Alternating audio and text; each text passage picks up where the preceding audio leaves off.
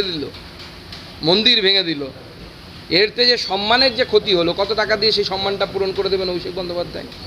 হিন্দু আত্মঅহংকার বোধ, হিন্দু সম্মান, হিন্দু অস্মিতা যাকে বলে, সেটা যে বাঙালির ক্ষতি হলো, বাঙালির বুকে। বাঙালি হিন্দুও তো মানুষ, বাঙালি মুসলিম মানুষ শুধু নয় তো, বাঙালি হিন্দুরাও তো মানুষ, তাদেরও সেন্টিমেন্টের তো জায়গা আছে। বাঙালি মুসলিমদের যেরকম সেন্টিমেন্ট আছে, আমরা তাকে সম্মান করি, সেরকম বাঙালি হিন্দুদেরও সেন্টিমেন্ট আছে। কিন্তু রাজনীতির জন্য শুধুমাত্র বাঙালি মুসলিমদের সেন্টিমেন্টের দাম থাকবে, বাঙালি হিন্দুর সেন্টিমেন্টের দাম থাকবে না, এটা তো হতে পারে না। আর সেই দাম কি টাকা দিয়ে মেটানো যায়?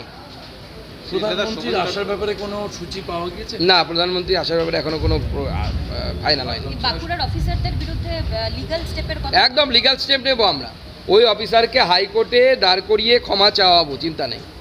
এবং তার চাকরি থেকে নিয়ে যা যা করা দরকার, এবং তার সে তো আর নিজের ইয়েতে করেনি, নিশ্চয়ই তার উপরের অফিসারদের তাদেরকেও টানবো আমরা, এসপিকেও টানবো প্রয়োজন। প্রাক্তন মেয়র শোভন চট্টোপাধ্যায় বলছেন যে পুরসভা প্রশাসন টাকার বিনিময়ে বিমানবন্দরের আশেপাশে এত বহুতলের অনুমোদন দিয়েছে।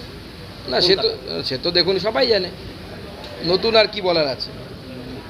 টাকা পেয়েছে, করেছে। তৃণমূলের আমলে পুরোটাই শপিং মল, আপনি যা চাইবেন তাই করতে পারবেন, একটু টাকার অ্যামাউন্টটা বাড়াতে হবে। মুখ্যমন্ত্রীর দলকে আপনি টাকা দিন, অ্যামাউন্টটা বাড়ান, ভিক্টোরিয়াও বিক্রি করে দিতে পারবে চাইলে। Thank you. ওটা তোমাদের